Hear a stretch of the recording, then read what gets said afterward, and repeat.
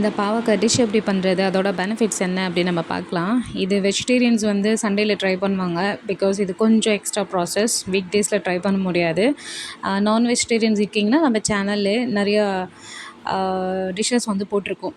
So non veg அதை try பண்ணி பாருங்கள். பாவக்காவை வந்து ஃபஸ்ட்டு இது நீளமாக நறுக்கிட்டு அது உள்ளக்க சீட்ஸ் எல்லாம் எடுத்துகிட்டு ஒரு 7 நிமிஷத்துக்கு நல்லா வேக வச்சு எடுத்துக்கோங்க.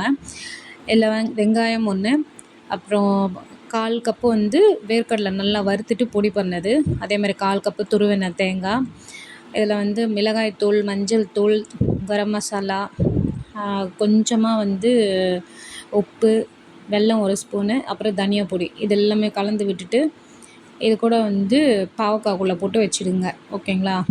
ஸோ வேக வச்சு எடுத்துருக்கோம் இல்லையா, அந்த பாவக்காய் தான். வானலில் எண்ணெய் விட்டுட்டு இந்த மாதிரி எடுத்து பொறுமையாக வச்சுட்டு அதை மூடி போட்டு வச்சுடுங்க.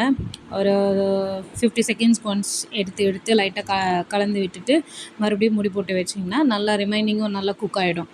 இது எடுக்கிறதுனால ஸ்கின், ஐ ஹெல்த்துக்கு ரொம்ப சப்போர்ட் பண்ணுது. ஆன்டி ஆக்சிடென்ட்ஸ், விட்டமின் சி ரொம்ப நிறைய இருக்குது இதில். நம்ம இம்யூனை நல்லா ஸ்ட்ரென்த் பண்ணி கொடுக்கும். அப்புறம் லிவரில் இருக்க கழிவுகளை அழகாக வெளியில் அனுப்புறதுக்கு இது உதவி பண்ணுதுங்கிறாங்க. டைஜஷன் ரொம்ப நல்லாயிருக்கும், ஏன்னா அதில் ஃபைபர் ரொம்ப ஜாஸ்தி. ஓகே, பிளட் சுகர் லெவலெல்லாம் நல்லா மெயின்டைன் பண்ணி நம்மளை ஹெல்த்தியாக வச்சுக்கிறதுக்கு ஹெல்ப் பண்ணும்.